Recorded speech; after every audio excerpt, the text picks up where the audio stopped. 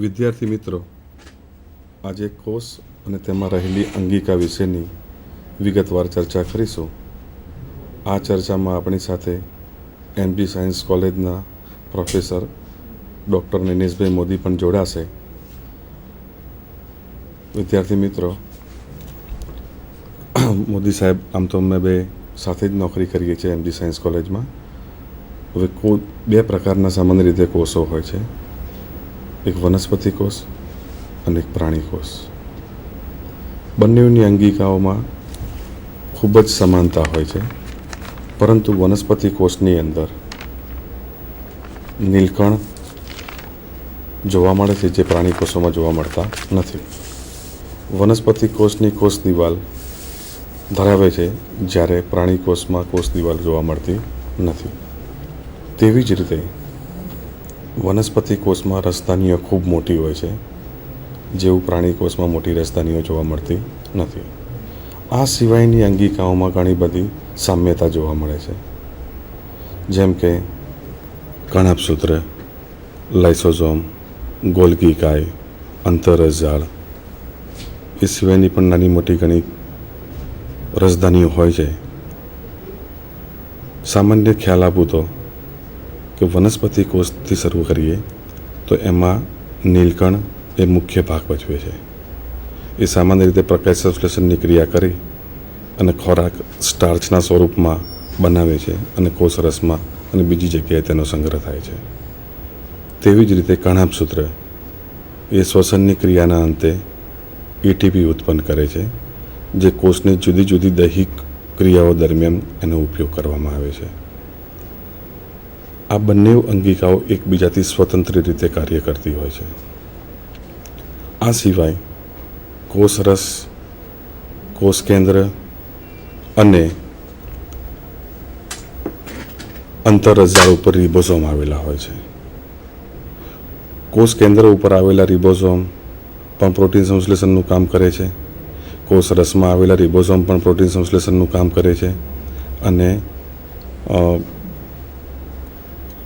ER ઉપર આવેલા ribosome પણ પ્રોટીન સંશ્લેષણનું કાર્ય કરતા હોય છે.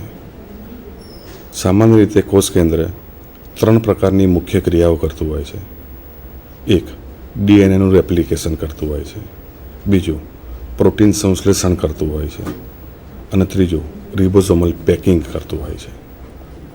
જે પ્રોટીન બનવાની ક્રિયાના સંદેશ એ કોષ કેન્દ્રમાંથી આવતો હોય છે, તે પ્રમાણે રિબોઝોમ પ્રોટીન બનાવતું હોય છે.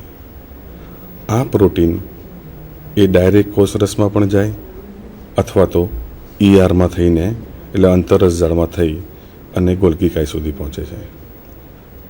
ગોલ્ગી કાય એ સામાન્ય રીતે જુદા જુદા ગ્રેડ પ્રમાણે જે કંઈક પ્રોટીનના ઘટકો હોય તેને છૂટા પાડે છે. તેવી જ રીતે ઈઆર 2 પ્રકારની હોય છે, રફ ઈઆર અને સ્મૂથ ઈઆર. રફ ઈઆર એટલે કે જેની સપાટી ઉપર રિબોઝોમ આવેલા હોય તેવી ઈઆરને રફ ઈઆર કહે છે. આ ઈઆરની અંદર 3 પ્રકારનું સંશ્લેષણ થાય છે, એક પ્રોટીન, કાર્બોહાઈડ્રેટ્સ અને લિપિડ. જ્યારે સ્મૂથ ઈઆર હોય છે એની અંદર કાર્બોહાઈડ્રેટ્સ અને લિપિડનું સંશ્લેષણ થાય છે. આ બધી ક્રિયાઓ, આ બધી સંશ્લેષણ પામેલી વસ્તુઓ સામાન્ય રીતે ગોલ્ગી કાયની અંદર આવે છે અને ગોલ્ગી કાય તેના ગ્રેડ પ્રમાણે અલગ અલગ છૂટું પડે છે. આ સિવાય ગોલ્ગી કાયમાંથી લાઇસોઝોમ નામની એક અંગિકા પણ ઉત્પન્ન થાય છે.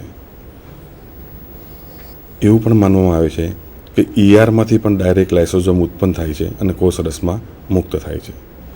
જેમ મેં તમને અંગિકાઓનો બહારનો ખ્યાલ આપ્યો, હવે એ અંગિકાઓ વિશે સવિસ્તાર માહિતી મોદી સાહેબ તમને આપશે. મોદી સાહેબ. Thank you sir. મિત્રો, આજે આપણે 3 અંગિકાઓ શીખવાની છે. પહેલી છે કણાભસૂત્ર, બીજી છે હરિતકણ અને ત્રીજી છે લાઇસોઝોમ. તો આ જે 3 અંગિકાઓ છે એ પૈકીની પહેલી 2 અંગિકા કણાભસૂત્ર અને હરિતકણ, હું તમને એના વિશેની વિસ્તૃત માહિતી આપીશ. અને લાઇસોઝોમ છે મારા પરમ મિત્ર ડૉક્ટર ધવલભાઈ વાઘેલા સાહેબ જે છે એમને હું પછી એની જ આપીશ. તો આપણે શરૂઆત કરીએ છીએ સૌ પ્રથમ આપણે માઇટોકોન્ડ્રિયાથી. તો માઇટોકોન્ડ્રિયા જે સામાન્ય રીતે કણાભ સૂત્ર તરીકે ગુજરાતીમાં આપણે તેને ઓળખતા હોઈએ છીએ, એ કણાભ સૂત્ર એ કોષીય અંગિકા છે. સરે કીધું તે પ્રમાણે કોષની અંદર ઘણી બધી અંગિકાઓ રહેલી છે. તેમાંથી આ જે કણાભ સૂત્ર છે એ એક મહત્ત્વની અંગિકાઓ પૈકીની એક છે. કણાભ સૂત્ર કઈ જગ્યાએ આવેલા હોય, તેનું સ્થાન શું છે, તે કઈ કઈ વનસ્પતિઓમાં જોવા અથવા તો કયા કયા પ્રાણીઓમાં જોવા મળે છે, તે કેવા પ્રકારના હોય છે, તેના આકાર કેવા હોય છે, તેનું કદ શું હોય છે, તેની આંતરિક રચના કેવી હોય છે વગેરે વિસ્તૃત માહિતી આપણે આજે જોવા જઈ રહ્યા છે. તો સૌપ્રથમ આપણે પીપીટીની સ્લાઇડ્સથી આપણે એનો અભ્યાસ કરીશું તો આપણા માટે વધારે સુગમતા રહેશે.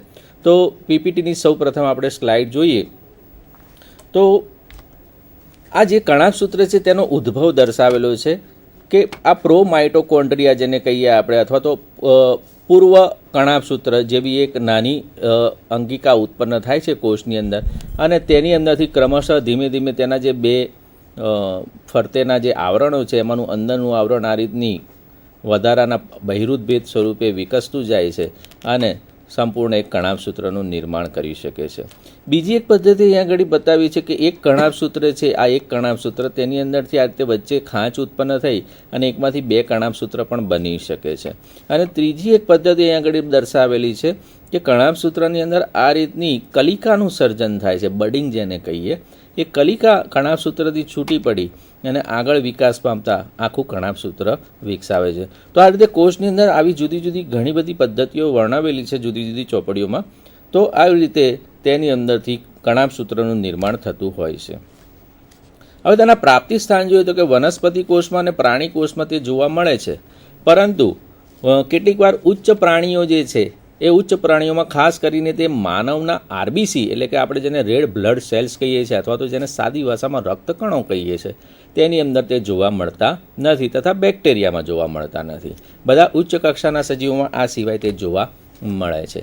તમે જો એના ઇતિહાસની વાત કરીએ તો સૌપ્રથમ કોલિકર નામના વૈજ્ઞાનિકે 1880ની સાલમાં સૌપ્રથમ આ કણાભ સૂત્રને જોયા હતા.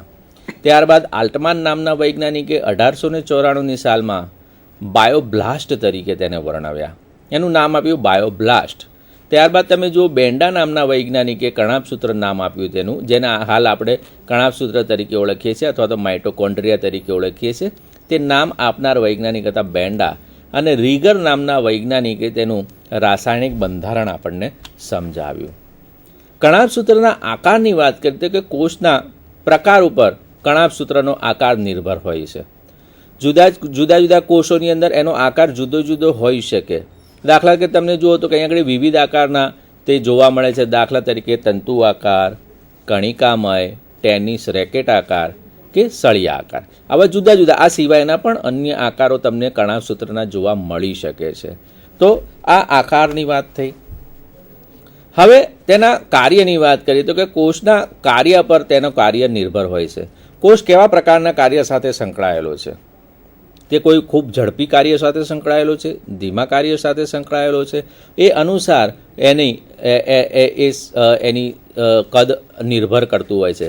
સામાન્ય રીતે એની લંબાઈ જે છે એ 1.5 માઇક્રોનથી 7 માઇક્રોન જેટલી હોય છે, જ્યારે તેની પહોળાઈ છે એ તમે જો 0.2 માઇક્રોનથી 2 માઇક્રોન જેટલી પહોળાઈ હોય છે. આ કદ અલગ અલગ ફેરવાઈ શકે છે. 1.5 થી 7 માઇક્રોન સુધીનું જુદું જુદું કદ અલગ અલગ કોષોમાં હોઈ શકે છે, અને એ એટલે એની લંબાઈ અલગ હોઈ શકે અને એની પહોળાઈ પણ. પરંતુ એ શેના પર નિર્ભર છે? તો કે કોષના કાર્ય ઉપર નિર્ભર છે.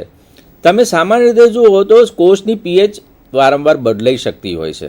તો કે કોષની પીએચ બદલાય અથવા તો કોષનો આશ્રુતિ દાબ બદલાય, એટલે આ બે ભૌતિક પરિબળો છે. આ બેમાંના કોઈ પણ ભૌતિક પરિબળો બદલાય તો કણાભ સૂત્રના કદ અને આકાર ઉપર એની સીધી અસર પડતી હોય છે.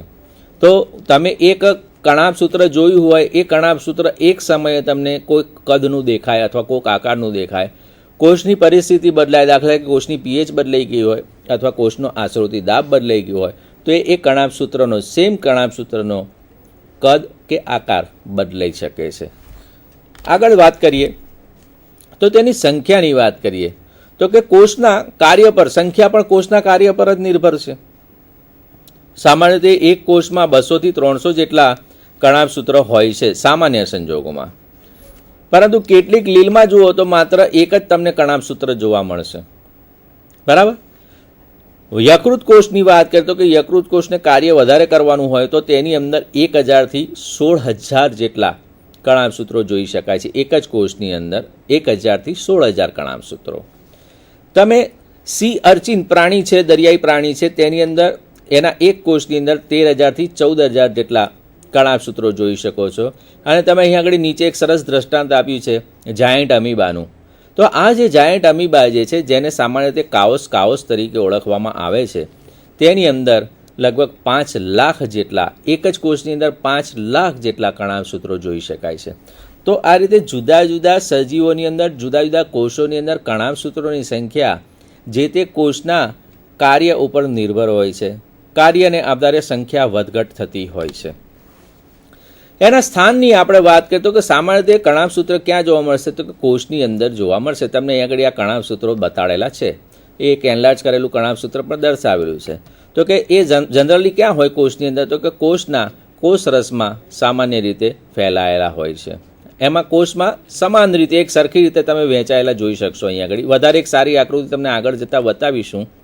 તે ક્યારેક જ કોષ કેન્દ્રની નજીક જોવા મળે છે. આ કોષ કેન્દ્ર છે એની નજીક પણ ક્યારેક કોક સંજોગોમાં જોવા મળે, અથવા તો ક્યારેક કયા ભાગમાં જોવા મળે, પરિઘ વિસ્તારમાં. બધા જ કણાભસૂત્રો પરિઘ વિસ્તારમાં, પરંતુ એવું ભાગ્યે જ જોવા મળતું હોય છે. જો આ આકૃતિમાં તમને વધારે ક્લિયર દેખાશે, આ કણાભસૂત્રો અહીંયા આગળ દર્શાવેલા છે. આ એક કણાભસૂત્ર, જો આ કણાભસૂત્રો, તો કોષની અંદર સમાન રીતે તેઓ વહેંચાયેલા જોઈ શકાય છે. કોષની અંદર અન્ય અંગિકાઓ જે સરે વર્ણવી તે પ્રમાણે આ છે કોષ કેન્દ્ર, એની અંદર કોષ કેન્દ્રિકા, કોષ કેન્દ્ર પટલ, અંતઃકોષ રસજાળ છે, આ ગોલ્ગી કાય છે, આ બીજી અંતઃકોષ રસજાળ અથવા અને બીજી અંગિકાઓ. અહીંયા તારા કેન્દ્ર દર્શાવેલું છે આ, બરાબર. અને આ કશા છે, આ પક્ષમો છે. તો આવા જુદા જુદા અંગિકાઓ પૈકીની જ આ એક અંગિકા છે કણાભસૂત્ર, જે કોષની અંદર આવેલી છે તથા કોષ રસના સમગ્ર વિસ્તારમાં એક સરખી રીતે આ રીતે વહેંચાયેલી છે, ગોઠવાયેલી છે.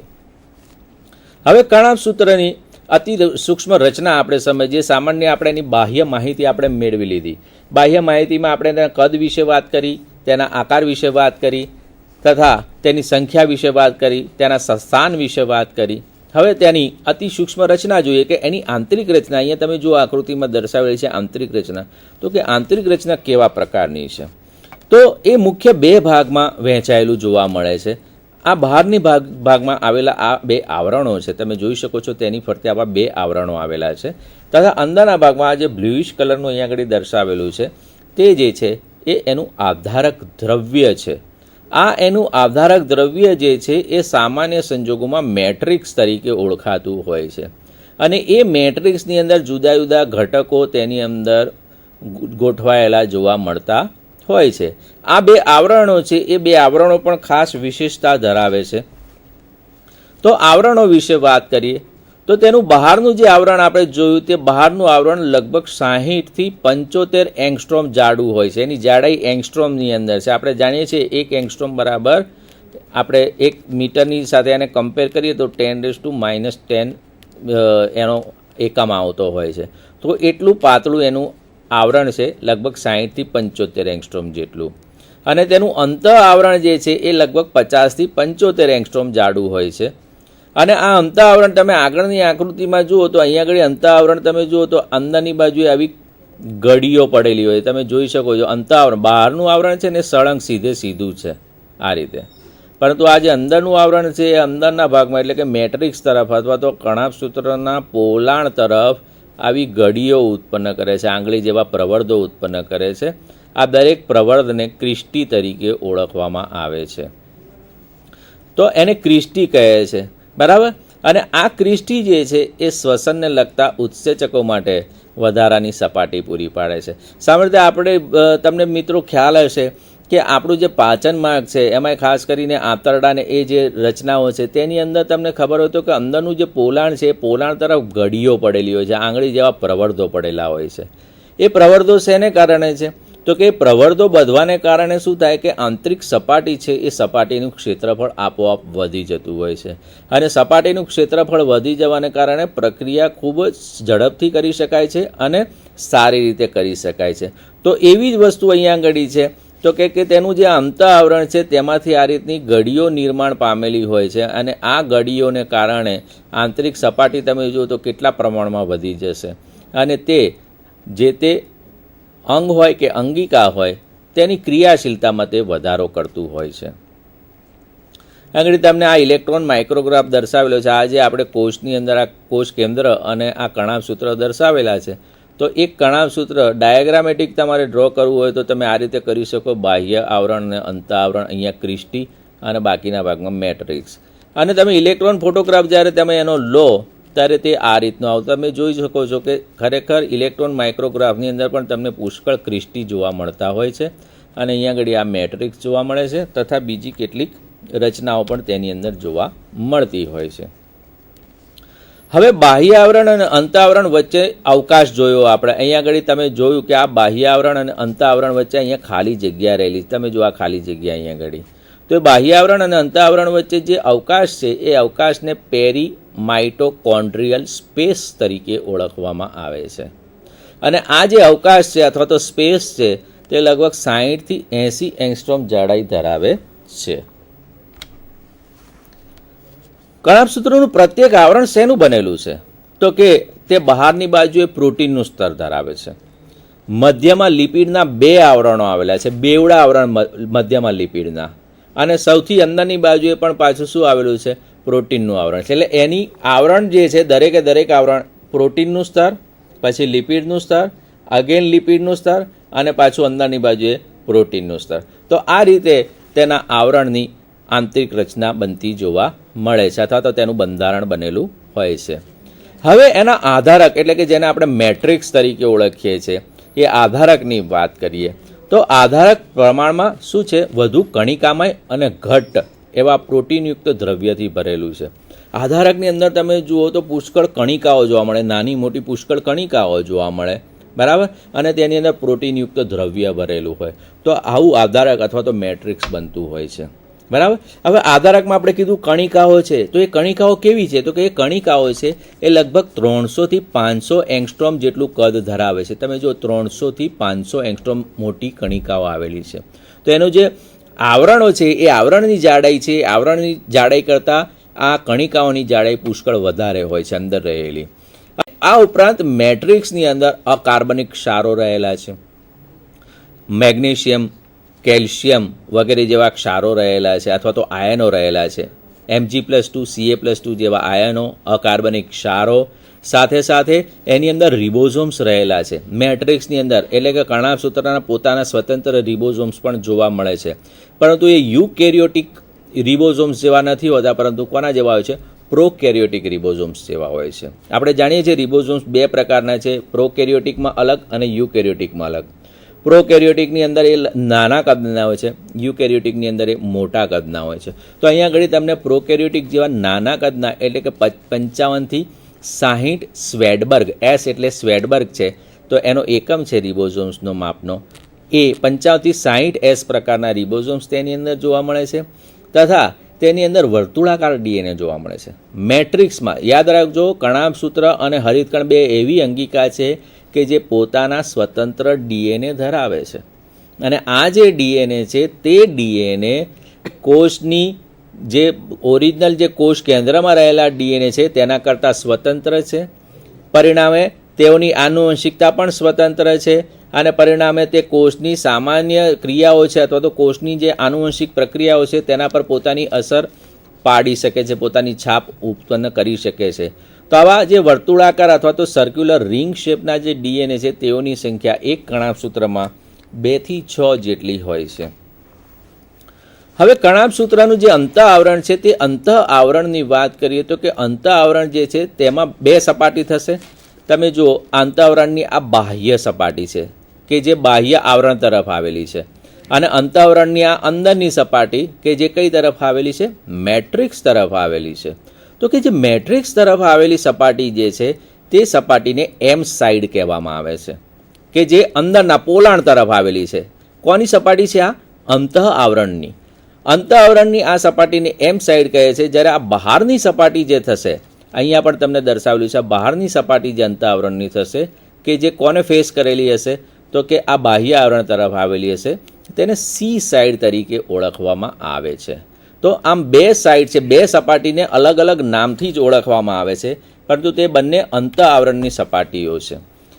મિત્રો, અહીંયા તમે જો કણાભસૂત્રની વધારે સારી આકૃતિ તમને દર્શાવેલી છે. અહીંયા બાહ્ય આવરણ, અંત આવરણ, ક્રિસ્ટી તથા એની અંદર આવેલા જુદા જુદા ઘટકો દર્શાવેલા છે. ક્રિસ્ટીનો ખાલી આટલો ભાગ આપણે એનલાર્જ કરીને જોઈએ તો એ આવો દેખાશે. આ એક ક્રિસ્ટી છે, ક્રિસ્ટીનો છેડાનો ભાગ દર્શાવ્યો છે. તો તેના પર તમને ઘણા બધા ઉત્સેચકો જોવા મળશે. તો કણાભસૂત્રની અંદર આપણે જાણીએ છીએ કે મુખ્ય કાર્ય કયું થાય છે? શ્વસનનું કાર્ય થાય છે. મિત્રો, શ્વસનનું કાર્ય ખાસ ધ્યાન રાખવા જેવું છે. જનરલી આપણે શું વિચારીએ છીએ કે શ્વાસ લેવો અને ઉચ્છ્વાસ કાઢવો, આને આપણે શ્વસન તરીકે ઓળખતા હોઈએ છીએ. પરંતુ એક માત્ર બાહ્ય શ્વસન છે, તે માત્ર એક ભૌતિક પ્રક્રિયા છે કે જેની અંદર વાતાવરણ સાથે શ્વસન વાયુઓની આપ-લે કરવામાં આવે છે. પરંતુ એ શ્વસન વાયુઓનો ઉપયોગ ક્યાં થાય છે? છેક કોષની અંદર થાય છે. લેવાયેલો જે ફેફસા કે શ્વસન સપાટી દ્વારા જે લેવાયેલો ઓક્સિજન છે એ પહોંચે છે કોષની અંદર. કોષની અંદર પહોંચી અને કણાભસૂત્રની મદદથી જારક શ્વસનની પ્રક્રિયા થતી હોય છે. શા માટે? કોષ રસની અંદર આપણે જે શ્વસનની પ્રક્રિયા છે તેનો પહેલો તબક્કો, જેને આપણે ગ્લાયકોલિસિસ કહીએ છીએ, તે કોષરસમાં થાય છે. પરંતુ જે શ્વસનનો જે બીજો તબક્કો છે, જેને આપણે ક્રેબ્સ ચક્ર તરીકે ઓળખીએ છીએ અથવા TCA સાયકલ તરીકે ઓળખીએ, ઘણા બધા નામો છે. તો એ TCA સાયકલ અથવા તો ક્રેબ્સ ચક્ર જે છે તેના માટેના જે ઉત્સેચકો, જરૂરી ઉત્સેચકો છે, એ ક્યાં રહેલા છે? કણાભસૂત્રની અંદર રહેલા છે. અને એટલા માટે જ કણાભસૂત્ર ખૂબ અગત્યની અંગિકા બની જાય છે. જો કણાભસૂત્ર ન હોય તો ક્રેબ્સ સાયકલની પ્રક્રિયા થઈ શકશે નહીં. પરિણામે આપણે જે જરૂરી શક્તિ ઉત્પન્ન કરવી છે એ પૂરતા પ્રમાણમાં ઉત્પન્ન થઈ શકશે નહીં, કારણ કે એ સમયે આપણે શું કરવું પડશે? અજારક શ્વસન કરવું પડશે. તો મિત્રો, જારક શ્વસન કરવું હોય તો એના માટે કમ્પલસરી કણાભસૂત્રની જરૂરિયાત પડશે અને પડશે જ. કારણ કે જારક શ્વસનનો જે બીજો તબક્કો છે ક્રેબ્સ ચક્ર, તેના માટેના ઉત્સેચકો ક્યાં રહેલા છે? કણાભસૂત્રમાં, જે હમણાં તમે જોયું તે. આપણે જોઈએ, આગળની સ્લાઇડ જોઈએ. તો એના પછી તમે જુઓ તો કે ક્રિસ્ટી જે છે એ ક્રિસ્ટીને આપણે પ્રાણીઓમાં ટ્યુબ્યુલી તરીકે ઓળખીએ છીએ, જ્યારે વનસ્પતિઓમાં તે માઇક્રોવિલી તરીકે ઓળખાય. આ બધા ક્રિસ્ટી તમને અહીંયા આગળ દર્શાવેલા છે અને ક્રિસ્ટી ઉપર જુદા જુદા જે પાર્ટિકલ્સ આવેલા છે એ પણ અહીંયા આગળ તમને દર્શાવેલા. તમે જોઈ શકો, આ જુદા જુદા રેડ કલરના પાર્ટિકલ્સ અહીંયા આગળ બતાડેલા છે. એ પાર્ટિકલ્સ વિશે પણ આપણે આગળ ઉપર ચર્ચા કરીશું. જો પાર્ટિકલ્સની જ વાત આવી સીધી. બાહ્ય આવરણની બાહ્ય સપાટી પરના અદંડી પાર્ટિકલ્સ, જે બે આવરણો જોયા, બાહ્ય આવરણ અને અંત આવરણ, એમાંનું જે બાહ્ય આવરણ છે તેની સપાટી ઉપર જે આવેલા જે પાર્ટિકલ્સ છે તે અદંડી છે. અને એ અદંડી પાર્ટિકલ્સને એટલે કે કણિકાઓને સબ યુનિટ કે પાર્સન તરીકે ઓળખવામાં આવે છે. જ્યારે અંત આવરણની જે અંત સપાટી પર જે હમણાં તમને મેં દર્શાવ્યા, એ જે પાર્ટિકલ્સ છે એ દંડયુક્ત છે પહેલાં પહેલી વસ્તુ, અને તે ઓક્સિઝોમ્સ, પછી ફર્નાન્ડેસ, મોરન કે F0, F1 તરીકે પણ ઓળખવામાં આવે છે. આ જે પાર્ટિકલ્સ છે બાહ્ય આવરણની સપાટી પરના, બરાબર, તે સબ યુનિટ તરીકે આપણે જોયા, પરંતુ તે પોલી નળી જેવા હોય છે અને તેમાં તે પોતે 60 એંગસ્ટ્રોમ જેટલી પહોળાઈ ધરાવતા હોય છે. હવે ખાસ આપણે જેના પર ધ્યાન દોરવાનું છે તે આ છે, એ અંત આવરણની, આ અંત આવરણ છે, આ બાહ્ય આવરણ છે. અંત આવરણની જે અંદરની સપાટી પર આવેલા જે પાર્ટિકલ્સ છે, આ F0, F1 તરીકે સામાન્ય રીતે ઓળખીએ છીએ આપણે, તેને અન્ય નામો પણ આપેલા છે.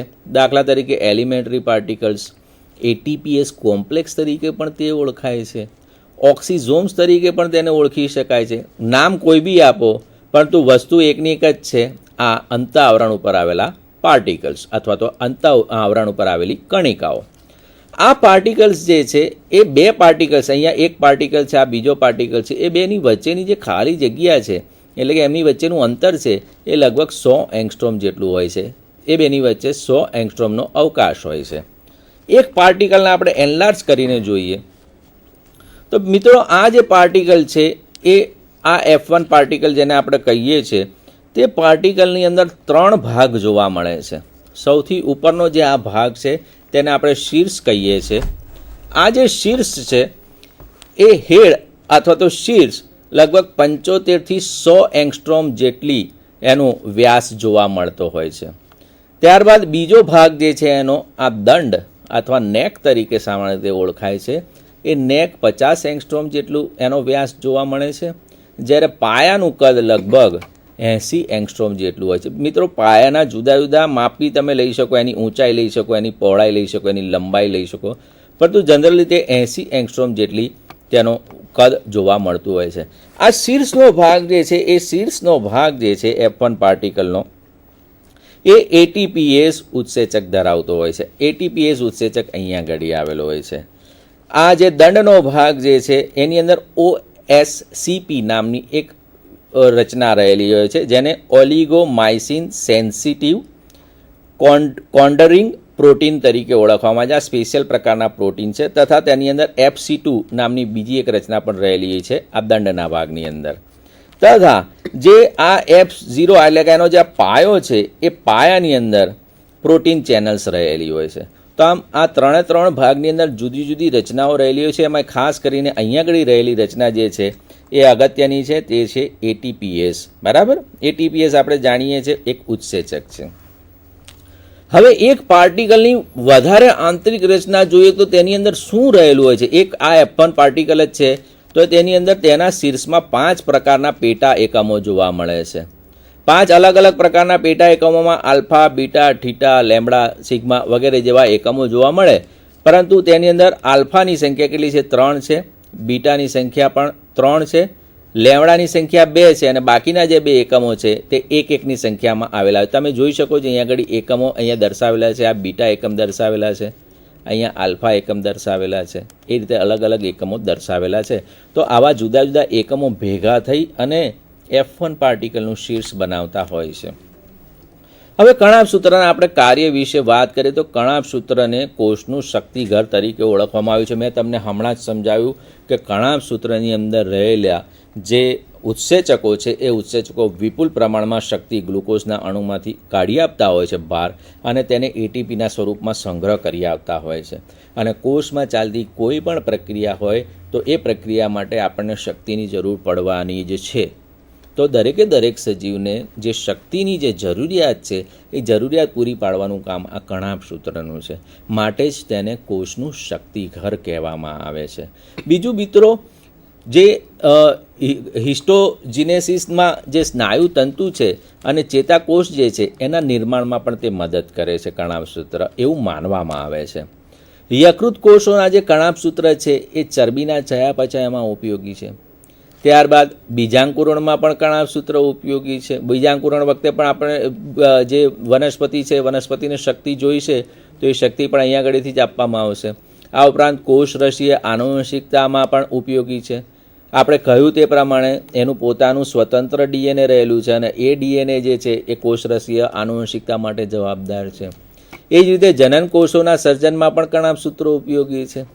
સ્વયંજનન કરતી અંગિકાઓ પોતે જ સ્વયંજનન કરતી અંગિકા. સૌ પહેલી સ્લાઇડ આપણે જોઈ કે એનું જે નિર્માણ છે, બીજા નવા કણાભ સૂત્રનું નિર્માણ જૂના કણાભ સૂત્રમાંથી જ થશે. તો એના માટે પણ તે એક જવાબદાર પરિબળ છે. અને શુક્રકોષોને હલનચલન કરવા માટે જે શક્તિ જોઈએ, એક જગ્યાએથી બીજી જગ્યાએ શુક્રકોષને જવા માટે જે શક્તિની જરૂર પડશે, એ શક્તિ પણ કોણ પૂરી પાડશે? તેને કણાભ સૂત્ર પૂરું પાડશે. તો આ રીતે મિત્રો આ કણાભ સૂત્રની વાત થઈ. તો કણાભ સૂત્ર આપણા શરીર કે બીજા કોઈ પણ સજીવના શરીર માટે શક્તિની બાબતની અંદર સૌથી મહત્ત્વનું ઘટક છે.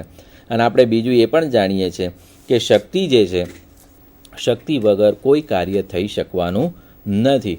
તો આમ દરેકે દરેક જૈવિક ક્રિયાઓ કરવા માટે શક્તિની જરૂર પડશે. અને આ જે શક્તિ છે, એ શક્તિ આપણને કે બીજા કોઈ પણ સજીવને કોણ પૂરું પાડશે? કણાભ સૂત્ર પૂરું પાડશે. તો એ દૃષ્ટિએ કણાભ સૂત્ર જે છે એ આપણને અને અન્ય સજીવોને ખૂબ જ ઉપયોગી અંગિકા છે. આ ઉપરાંત બીજી અંગિકાઓ જે છે એ પૈકીની આપણે આજે જે સમજવાની છે તે છે હરિતકણ. તો કે હરિતકણ જે છે એ હરિતકણ માત્ર ને માત્ર શેમાં જોવા મળશે? વનસ્પતિમાં જોવા મળશે. આપણે એવું માનીએ છીએ, પરંતુ એવું દરેક જગ્યાએ હોતું નથી. આપણે હવે સ્લાઇડથી હરિતકણનો અભ્યાસ આગળ વધારીએ.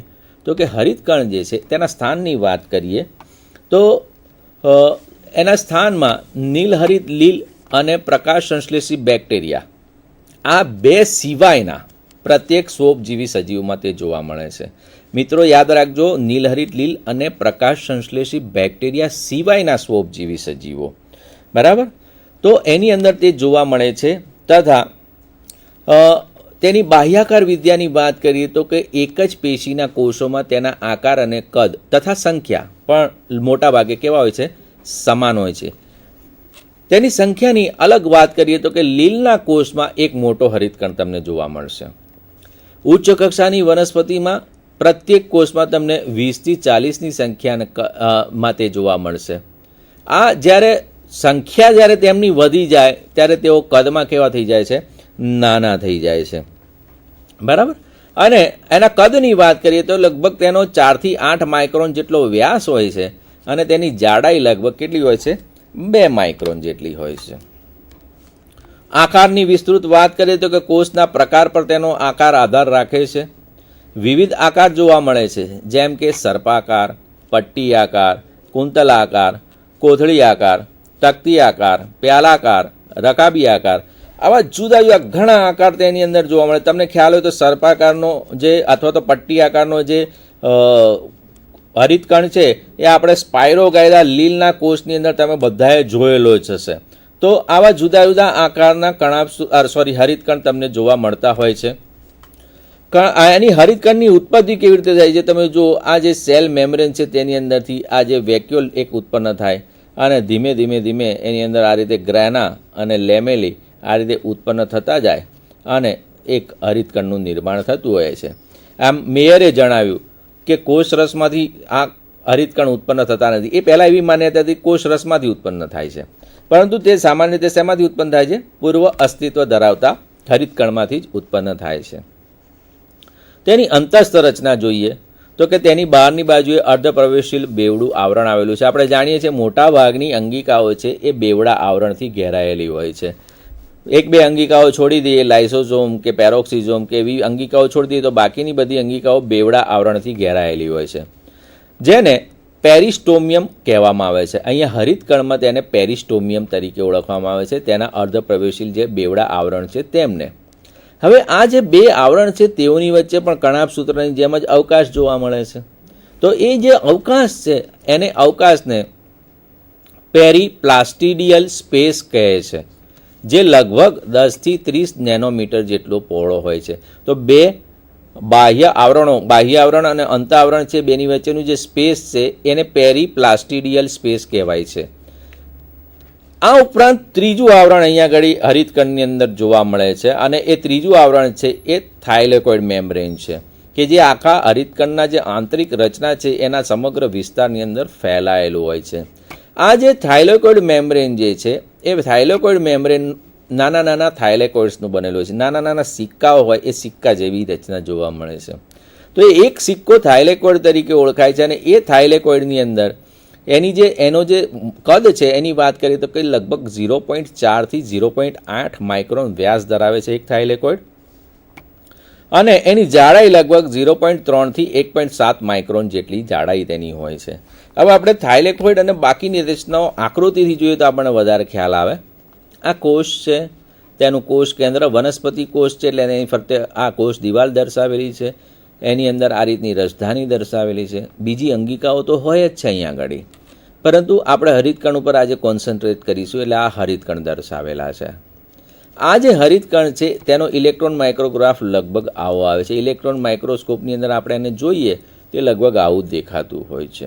અને તેને આપણે સરળ બનાવવા માટે આ રીતની આકૃતિ દર્શાવી શકીએ તો કે તેની ફરતે બેવડા આવરણો આવેલા છે અને અંદર જે આધારક દ્રવ્ય ભરેલું છે, આ પીળા રંગનું જે દેખાય છે, તેની અંદર આવી સિક્કાની થપ્પીઓ જેવી રચનાઓ જોવા મળે છે. પ્રત્યેક સિક્કાની થપ્પીનો જે આ સિક્કાની થપ્પી છે, એક થપ્પી, તેને ગ્રેનમ કહે છે. જે ગ્રેનમ શેનું બનેલું હોય છે તો કે ઘણા બધા થાઇલેકોઇડનું બનેલું હોય છે. તો થાઇલેકોઇડની આવી થપ્પી, એક થપ્પીને ગ્રેનમ કહે છે, અને આ બધા ગ્રેનમ ભેગા થઈ અને ગ્રેના તરીકે ઓળખાતા હોય છે. તો આમ હરિતકણની અંદરના ભાગમાં બે વસ્તુઓ થઈ. એનું આધારક દ્રવ્ય અહીંયા આગળ જે તમને પીળા રંગનું બતાડ્યું તે આધારક દ્રવ્ય, અને એ આધારક દ્રવ્ય છે સામાન્ય રીતે સ્ટ્રોમાના નામથી ઓળખાતું હોય છે. અને બીજું જે દર્શાવ્યું એ આ છે ગ્રેના. તો ગ્રેના અને સ્ટોમા એ બે વસ્તુઓ તેની અંદર જોવા મળતી હોય છે. જો અહીંયા આગળ બીજી આકૃતિ તમને દર્શાવી છે, આ થાઇલેકોઇડની થપ્પીઓ છે અને આ જે યલો કલરનું દર્શાવેલું છે તે છે તેનું સ્ટ્રોમા. આ સ્ટ્રોમાની અંદર તમને આ રીતે ઉત્પન્ન થયેલા જે સ્ટાર્સના જે અણુઓ છે એ પણ જોવા મળશે. આ ઉપરાંત પણ બીજી ઘણી બધી રચનાઓ જોવા મળશે, પરંતુ મુખ્ય આ વસ્તુઓ છે. જે આગળ જોયેલી આકૃતિને વધારે એનલાર્જ કરીને જોઈએ તો આ જે થાઇલેકોઇડની આ જે થપ્પી છે, જેને આપણે ગ્રેનમ તરીકે ઓળખીએ છીએ, તેમાંના થાઇલેકોઇડ એકબીજા સાથે આવા પટલોથી એકબીજા સાથે જોડાયેલા હોય છે. સળંગ આવરણ છે કે એકબીજાથી છૂટું નથી. આ એક થપ્પી બીજી થપ્પીથી જુદી નથી. તેઓ જો તો એકબીજા સાથે આ રીતે સ્ટ્રોમા લેમિલી તરીકે ઓળખાતા જે આવરણો છે એ આવરણોથી એકબીજા સાથે જોડાયેલી છે. એટલે એની અંદર રહેલું જે દ્રવ્ય છે એ દ્રવ્ય શું થશે, એકબીજા સાથે મિક્સ થઈ જશે. હવે મિત્રો, આ જે હરિતકણ છે એ હરિતકણ અથવા તો ક્લોરોપ્લાસ્ટ જે છે એ ક્લોરોપ્લાસ્ટ તો એક અંગિકા થઈ, પરંતુ તેમાં મહત્વનું કાર્ય કરતું જે દ્રવ્ય છે જે આપણે સામાન્ય રીતે ક્લોરોફિલ તરીકે ઓળખીએ છીએ. આપણે જાણીએ છીએ ક્લોરોફિલ એ, ક્લોરોફિલ બી આ રંજક દ્રવ્યો છે. અને આ જે રંજક દ્રવ્યો છે એમની સાથે પાછા કેરોટીનોઇડ્સ નામના દ્રવ્યો પણ આવેલા છે, જેને આપણે કેરોટીન, ઝેન્થોફિલ એવા નામથી ઓળખતા હોઈએ છીએ. તે બધા ઘટકો રહેલા ક્યાં છે? તો કે હરિતકણની અંદર આ જે થાઇલેકોઇડ છે ને, એ થાઇલેકોઇડ અહીંયા આગળ તમે જુઓ તો અહીંયા આગળ પોલાણ દર્શાવેલું છે ચીરો મૂકીને. તો એ પોલાણની અંદરના ભાગમાં એટલે કે એના પટલોની અંદર જે ખાલી જગ્યા છે તેની અંદર હરિતદ્રવ્ય રહેલું છે મિત્રો. હવે જો આ થાઇલેકોઇડની થપ્પી દર્શાવી તો એ થાઇલેકોઇડની થપ્પીની અંદર તમે જોઈ શકો છો કે આ એક થાઇલેકોઇડ અને બીજું થાઇલેકોઇડ આ રીતે સળંગ એકબીજા સાથે જોડાયેલા હોય છે. તમે જુઓ અહીંયા આગળથી બીજી જે ગ્રેનમ હશે એની સાથે આ થાઇલેકોઇડ આ રીતે જોડાયેલું રહેશે. આપણે ક્લોરોફિલની વાત કરી, તમે જુઓ ક્લોરોફિલ જે છે એ ક્લોરોફિલની અંદર કેન્દ્રની અંદર આ રીતનું મેગ્નેશિયમ રહેલું છે અને ચાર બાજુએ આ રીતના તેના વલયોનું નિર્માણ થાય છે. પણ તે ચારે ચાર વલયોના જે નાઇટ્રોજનના અણુઓ છે એ નાઇટ્રોજનના અણુઓ મેગ્નેશિયમ સાથે જોડાયેલા રહે છે. મિત્રો, ક્લોરોફિલ એ જે છે એ ક્લોરોફિલ એની અંદર આ દ્વિતીય સ્થાને તમને CH3 જોવા મળશે, પરંતુ આના સ્થાને જો તમારે ક્લોરોફિલ બી જોતા હો તો ક્લોરોફિલ બીની અંદર એ CH3ની સ્થાને કયો સમૂહ હશે? CHO એટલે કે આલ્ડીહાઇડ સમૂહ હશે. તો આ રીતે ક્લોરોફિલ એ અને ક્લોરોફિલ બીમાં આટલો તફાવત છે. આ જે દ્વિતીય સ્થાન છે, દ્વિતીય સ્થાન ઉપર તમને આ સ્થાને CH3ની જગ્યાએ CHO હશે તો આપણે એને ક્લોરોફિલ બી કહીશું. અહીં આગળ તમને ક્લોરોફિલ એ દર્શાવેલો, સાથે સાથે આ કેરોટીનોઇડ પણ દર્શાવેલા છે કે જેની અંદર આ જે શૃંખલા છે ક્લોરોફિલની અંદર લાંબી શૃંખલા હતી અને ક્લોરોફિલ આ જે કેરોટીન છે તેની અંદર શૃંખલા કેવી છે? ટૂંકી છે. આ તમને પટલ દર્શાવેલું છે જે થાઇલેકોઇડ છે. થાઇલેકોઇડના પટલની અંદર આ રીતે લિપિડના અણુઓ સામસામે ગોઠવાયેલા હોય છે. તેના હાઇડ્રોફિલિક છેડા નજીક હોય છે, જ્યારે હાઇડ્રોફોબિક છેડા છે દૂર હોય છે. સાથે સાથે આવા જુદા જુદા પ્રકારના અહીંયા આગળ દર્શાવે તેવા પ્રોટીનની ચેનલો ગોઠવાયેલી હોય છે કે જે દ્રવ્યોની આવાજાવી ઉપર નિયંત્રણ રાખતું હોય છે.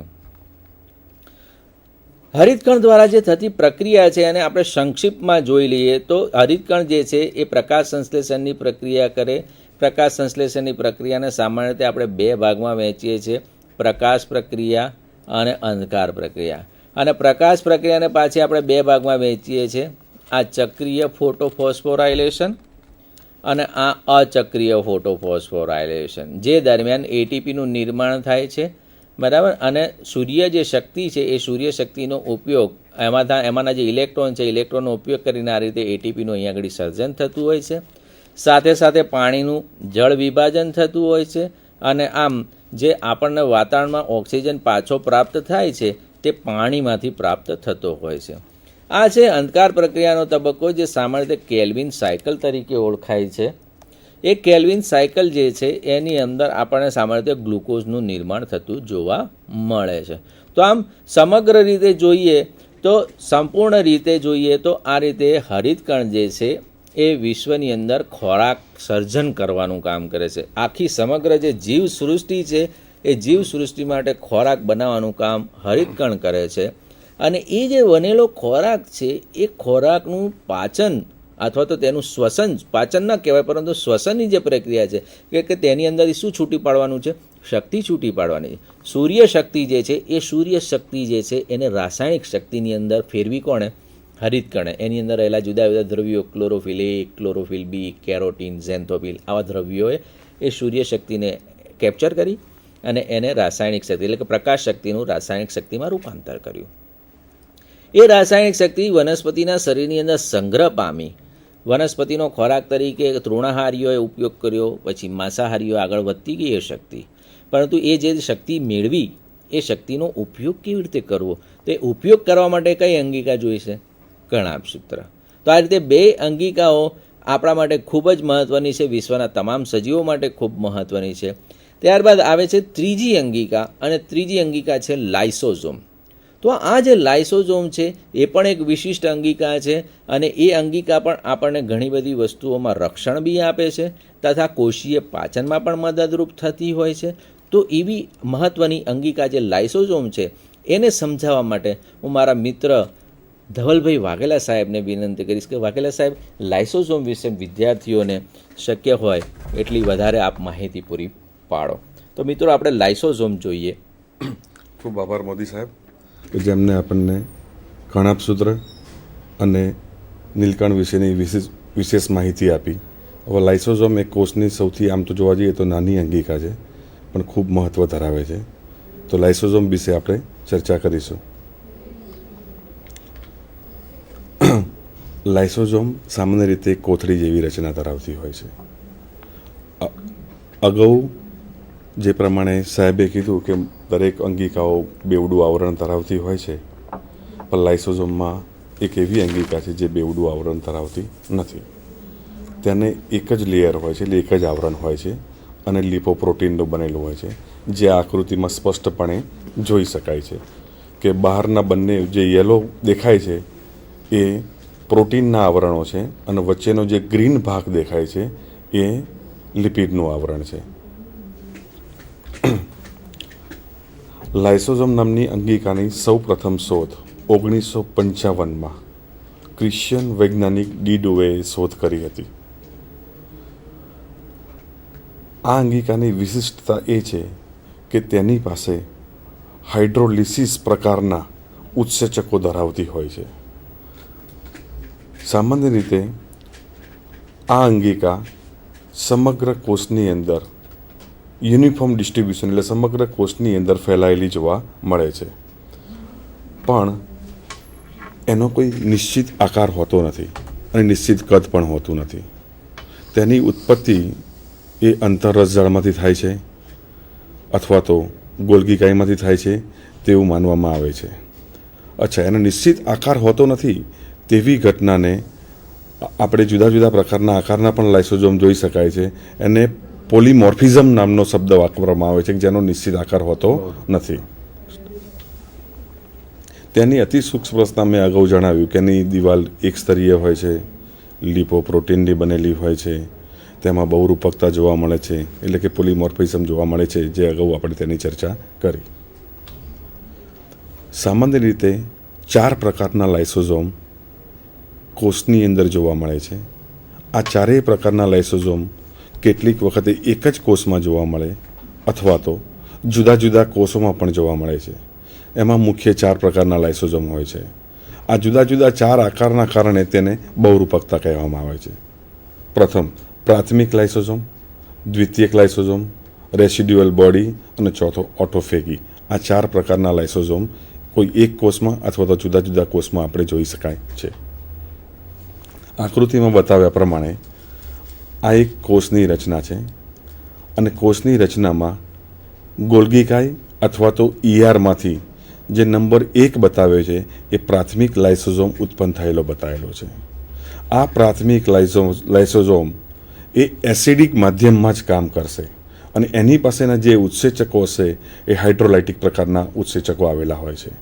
આ એવી 2 માન્યતા છે કે ઈઆરમાંથી ઉત્પન્ન થાય છે, એટલે અંતરરસજાળમાંથી ઉત્પન્ન થાય છે અને ગોલ્ગીકાયમાં જાય છે. ગોલ્ગીકાયમાં ગયા પછી તેમાંથી ચોક્કસ પ્રકારના પાચક ઉત્સેચકોનો તેની અંદર સંગ્રહ કરી અને મુક્ત થાય છે, જેને પ્રાથમિક લાઇસોઝોમ કહે છે. અધરવાઇઝ સીધું ઈઆરમાંથી પણ પ્રાથમિક લાઇસોઝોમ ઉત્પન્ન થાય છે. એટલે ટૂંકમાં લાઇસોઝોમ એક પાચક ઉત્સેચકો ધરાવતી કોથળી જેવી રચના છે અને તેની દિવાલ એક જ સ્તરની બનેલી હોય છે. અચ્છા, ઘણી વખત એવું હોય છે કે કોષની અંદર બહારથી દ્રવ્યો દાખલ થાય છે. જો આ દ્રવ્યો ઘન દ્રવ્ય હોય તો તેને ફેગોસાઇટોસિસ નામની ક્રિયા કહે છે, જેનાથી કોષમાં ઘન દ્રવ્યો દાખલ થઈ જાય છે. ઘણીવાર એવું પણ કહેવામાં આવે છે કે આ દ્રવ્યોનું કદ મોટું હોય છે તેવા કોષો અંદર દાખલ થાય તો તે ક્રિયાને ફેગોસાઇટોસિસ કહે છે. ફેગોસાઇટોસિસ એટલે કોષ દાખલ થયા, દ્રવ્યો દાખલ થયા પછી એક કોથળી જેવી રચના બનાવે છે જેને ફેગોઝોમ કહે છે. તેવી જ રીતે કોષના સ્તરમાંથી જો લિક્વિડ પદાર્થ, અધરવાઇઝ તો નાની કણિકાઓ કોષની અંદર દાખલ થાય અને એને કોથળી જેવી રચના બનાવે તો તેને પિનોઝોમ અને એ ક્રિયાને પિનોસાઇટોસિસ કહે છે. આ બંને ક્રિયા દ્વારા અથવા તો બંનેમાંથી એક ક્રિયા દ્વારા જે અંદર દાખલ થયેલી બેગ જેવી રચના, જે ફેગોઝોમ કે પિનોઝોમ, બંનેમાંથી એક એ લાઇસોઝોમ સાથે સંકળાય છે. એટલે કે પ્રાથમિક લાઇસોઝોમ અથવા પ્રાથમિક લાઇસોઝોમ, પિનોઝોમ અથવા તો ફેગોઝોમ, બેમાંથી એક સાથે જોડાઈ જે સંયુક્ત રચના, એટલે કે પ્રાથમિક લાઇસોઝોમ પ્લસ ફેગોઝોમ ઓર પિનોઝોમ, જે 2 નંબર ઉપર બતાવી છે, જે સંયુક્ત રચના છે, જેને આપણે સેકન્ડરી લાઇસોઝોમ અથવા તો દ્વિતીયક લાઇસોઝોમ કહીશું. હવે સેકન્ડરી લાઇસોઝોમ અથવા તો દ્વિતીયક લાઇસોઝોમ પાસે આપણે સમજી શકાય છે કે બહારથી આવેલા ઘન અથવા તો પ્રવાહી ખોરાકના દ્રવ્યો છે અને લાઇસોઝોમ પાસે ઉત્સેચકો ધરાવે છે. એટલે ત્રણેય વસ્તુનું સમન્વય એ સેકન્ડરી લાઇસોઝોમમાં થાય છે. આના અંતે જે કંઈ ખોરાકના ઘટકો હોય તેનું પાચન થાય છે અને પાચિત ખોરાક કોષ રસની અંદર પુનઃ શોષણ થઈ જાય છે અને અપાચિત ખોરાક જે બેગ જેવા આકારની અંદર સંગ્રહિત રહે છે એ અપાચિત ખોરાક ધરાવતી કોથળી જેવી રચના, જે આકૃતિમાં 3 નંબરમાં દર્શાવ્યું છે, તેને રેસિડ્યુઅલ બોડી તરીકે ઓળખવામાં આવે છે. આ રેસિડ્યુઅલ બોડીની અંદર કે જે ઉપયોગમાં ના આવી શકે અથવા તો જેનું પાચન ન થઈ શકે તેવા પદાર્થો રહેલા હોય છે, જેને કોષ પોતાના શરીરની કોષની બહાર ફેંકવાની ક્રિયા કરે છે, જેને એક્ઝોસાઇટોસિસની ક્રિયા તરીકે ઓળખવામાં આવે છે. એટલે 3 પ્રકારના લાઇસોઝોમ આપણે જોયા. પ્રાથમિક લાઇસોઝોમ કે જે ઈઆરમાંથી ઉત્પન્ન થાય છે અથવા તો ગોલ્ગીમાંથી ઉત્પન્ન થાય છે. સેકન્ડરી લાઇસોઝોમ જે ફેગોઝોમ અથવા પિનોઝોમ સાથે પ્રાથમિક લાઇસોઝોમ જોડાઈ અને જે ઘટના બનાવે છે તેને સેકન્ડરી લાઇસોઝોમ કહે છે. તે જગ્યાએ પાચન ક્રિયા બાદ જે વધેલા નકામો પદાર્થો જે કોથળી જેવી રચનામાં સંગ્રહિત રહે છે, જેને રેસિડ્યુઅલ બોડી તરીકે ઓળખવામાં આવે છે. આ રેસિડ્યુઅલ બોડી ધીમે ધીમે કોષની બહાર નીકાળી દેવાની ક્રિયાને એક્ઝોસાઇટોસિસ તરીકે ઓળખવામાં આવે છે. તો ચોથા પ્રકારના લાઇસોઝોમ છે જેને ઓટોફેગી તરીકે ઓળખવામાં આવે છે. આ ઓટોફેગી એ આ પ્રકારના લાઇસોઝોમ એ વિપરીત સંજોગોમાં જોવા મળે છે. જ્યારે ખોરાકની અછત હોય અથવા તો કોઈ અંગિકાનો નાશ કરવાનો હોય તેવી પરિસ્થિતિ દરમિયાન આ લાઇસોઝોમ ઉત્પન્ન થાય છે. આ લાઇસોઝોમ કોષની અંગિકાના અથવા તો કોષની અંદરના ઘટકોનું પાચન કરે છે, કારણ કે લાઇસોઝોમ પાસે ખૂબ જ શક્તિશાળી ઉત્સેચકો આવેલા હોય છે જે કોષની અંગિકાઓનું પાચન કરે છે, જેને ઓટોફેગી તરીકે ઓળખવામાં આવે છે. એ ક્રિયાને ઓટોફેગી તરીકે ઓળખવામાં આવે છે. લાઇસોઝોમ મુખ્યત્વે એના અલગ અલગ પ્રકારના કાર્યો કરતા હોય છે. જેમ અગાઉ આપણે આકૃતિમાં જોયું કે બહારથી આવતા ઘન અથવા તો પ્રવાહી પદાર્થોનું પાચન કરવાનું કામ કરતો હોય છે. આ પાચન ક્રિયા વખતે ત્યાં આગળ એસિડિક માધ્યમ હોવું ખૂબ જરૂરી છે. ઓટોફેગી એ પણ આપણે અગાઉ સમજ્યા કે જ્યારે ખોરાકની અછત હોય ત્યારે કોષની અંદરના ઘટકોનું લાઇસોઝોમ દ્વારા એનું પાચન કરવામાં આવે છે. ઓટોલાઇસિસ આ એક જુદા પ્રકારની ઘટના છે. કેટલીક વખતે કોષની બધી જ અંગિકાઓ કાર્ય કરતી ઓછી થઈ ગઈ હોય, અધરવાઇઝ તે કોષને જરૂરિયાત ના હોય અથવા બીજા કોઈ કારણોસર એ કોષનો જો નાશ કરવાનો હોય તો કોષની અંદર રહેલો લાઇસોઝોમ પોતે આખા કોષનો નાશ કરે છે. એટલે એક આત્મઘાતી અંગિકા તરીકે પણ એને ઓળખવામાં આવે છે, જેથી કરીને જે પોતાનો તો પણ નાશ કરે છે પણ સાથે સાથે સમગ્ર કોષનો પણ નાશ કરે છે.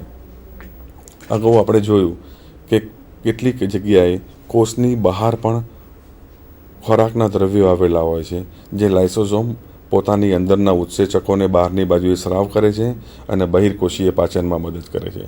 જેમ અગાઉ આપણે જોયું કે લાઇસોઝોમ અંદરની તરફ ફેગોઝોમ કે પિનોઝોમ દ્વારા કોષની અંદર પાચન કરે છે, જેને આંતરકોષીય પાચન કહે છે. તે જ રીતે કોષના ઘટકોની બહાર પાચન કરે છે અને બહિર્કોષીય પાચન કરે છે. લાઇસોઝોમ એકમાંથી બે કોષ બનવાની ક્રિયા વખતે જે કોષનું વિભાજન થાય છે, એ વિભાજન સામાન્ય રીતે ક્યાં અર્ધીકરણમાં થતું હોય અથવા તો સમવિભાજનમાં થતું હોય. તો એ વખતે મહત્ત્વની અંગિકા છે કે એક કોષમાંથી બે કોષમાં જે ફેરવાય છે એ વખતે લાઇસોઝોમ ખૂબ મહત્ત્વનો ભાગ ભજવે છે. અચ્છા, કેટલીક વખતે લાઇસોઝોમ નું જો યોગ્ય કાર્ય ના કરી શકે તો શું થશે કે કોષની અંદરના નકામા ઘટકોનો નાશ કરી શકશે નહીં, જેથી કરીને રોગ થવાની શક્યતા પણ ઉત્પન્ન થાય છે. એટલે એવું કહેવામાં આવે છે કે કેટલાક રોગો ઉત્પન્ન થવા માટે લાઇસોઝોમનો ડિસઓર્ડર અથવા તો જે પદ્ધતિમાં કામ કરવું જોઈએ એ નથી કરી શકતો, એના માટે એ જવાબદાર અંગિકા છે. દેડકાની અંદર આપણે જાણીએ છીએ કે દેડકામાં રૂપાંતરણ નામની ઘટના જોવા મળે છે. રૂપાંતરણ નામની ઘટનાની અંદર જ્યારે દેડકામાં એ ઘટના ચાલુ હોય ત્યારે શરૂઆતના તબક્કે પાણીની અંદર જેનો ટેડપોલ હોય છે તે પૂંછડી ધરાવતો હોય છે, જે ક્રમશઃ એનો વિકાસ થતાં આ પૂંછડીનો નાશ થાય છે. આ નાશ કરવાની ક્રિયા પણ લાઇસોઝોમ તેમાં અગત્યની ભૂમિકા ભજવે છે તેવું માનવામાં આવે છે. મિત્રો, અગાઉ આપણે જે ચર્ચા કરી કે લાઇસોઝોમ એ પાચક સાથે સંકળાયેલી એક કોથળી જેવી રચના છે, જે બે પ્રકારે ઉત્પન્ન થાય છે. એક ઈઆરમાંથી ઉત્પન્ન થઈ અને ગોલ્ગીમાં જાય છે અને ગોલ્ગીમાંથી બહાર નીકળે છે. અધરવાઇઝ સીધું ઈઆરમાંથી પણ એ ઉત્પન્ન થાય છે, જેને પ્રાથમિક લાઇસોઝોમ કહે છે. પ્રાથમિક લાઇસોઝોમ જ્યારે બહારથી આવેલા ઘટકો સાથે જોડાય છે અને દ્વિતીયક લાઇસોઝોમ બનાવે છે, જેને સેકન્ડરી લાઇસોઝોમ કહીએ છીએ, જે ખોરાકના દ્રવ્યોનું પાચનમાં મદદ કરે છે અને પાચિત ખોરાક કોષરસમાં શોષણ પામે છે અને અપાચિત ખોતરી જેવી જે રચના વધે છે, જેને રેસિડ્યુઅલ બોડી તરીકે કોષની બહાર નિકાલ કરવાનું કામ કરે છે. તેવી જ રીતે આપણે અગાઉ જોયું કે ઓટોફેગી, જે વિપરીત સંજોગોમાં લાઇસોઝોમ જે કોષના ઘટકોનું પાચન કરે છે, તે ક્રિયાને ઓટોફેગી કહે છે. આ આકૃતિમાં આપણે વિશેષ સમજી શકીશું કે જે લાઇસોઝોમ જે બહારથી દ્રવ્ય દાખલ થાય છે એની સાથે આ લાઇસોઝોમ જોડાય છે અને બહારથી આવેલા દ્રવ્યનું એ ક્રમશઃ એની રહેલા એસિડિક માધ્યમમાં હાઇડ્રોલાઇટિક એન્ઝાઇમની મદદથી એનું પાચન કરશે અને પાચિત ખોરાક ધીમે ધીમે કોષરસમાં ડિફ્યુઝ થઈ જશે અથવા તો શોષણ થઈ જશે અને અપાચિત ખોરાકની રહેલી કોથળી, જેને રેસિડ્યુઅલ બોડી તરીકે ઓળખવામાં આવે છે, જે કોષની બહાર નિકાલ કરવામાં આવે છે. આ રીતે નકામા પદાર્થોનું નિકાલ કરવાનું અને જરૂરિયાતના પદાર્થોનું પાચન કરવાનું મુખ્ય કામ કરતી અંગિકા લાઇસોઝોમ છે. તો મિત્રો, આજે આપણે જોયું કે 3 અંગિકાઓ જોઈ, કણાભસૂત્ર જોયું, હરિતકણ જોયું અને ત્રીજી સાહેબે સરસ સમજાવી તમને લાઇસોઝોમ. તો આવી 3 અંગિકાઓ શરીર માટે અને કોષ માટે ખૂબ જ મહત્ત્વની છે. અને આ ઉપરાંત બીજી પણ ઘણી અંગિકાઓ કોષની અંદર રહેલી છે. આપણે જાણીએ જ છે કે જુદી જુદી ઘણી બધી અંગિકાઓ કોષની અંદર રહેલી છે. તો આ જુદી જુદી અંગિકાઓ જુદા જુદા કાર્યો સાથે સંકળાયેલી છે. સમય આવતા જતાં આપણે એક પછી એક અંગિકાઓ આ રીતે જોતા જઈશું. હું આશા રાખું છું કે આજના જે 3 ટૉપિક હતા તેમાં આપને ખૂબ સરળતાથી સમજ પડી ગઈ હશે અને એ સિવાય પણ હવે જે અંગિકાઓ આવતી જશે તેને પણ અમે વધુ સારી રીતે તમને સમજાવવાનો પ્રયત્ન કરીશું. આપણે દર બુધવારે 1 વાગે આપણો સ્લોટ છે બોટનીનો. તો હું એવી અપેક્ષા રાખું કે આપ સર્વે આપણા ગુજરાતની અંદર જુદા જુદા વિસ્તારોમાંથી આવતા શ્રેષ્ઠ જે શિક્ષકો છે, શ્રેષ્ઠ અધ્યાપકો છે, તેમના જ્ઞાનનો આપ લાભ લેતા રહો. આપનો ખૂબ ખૂબ આભાર.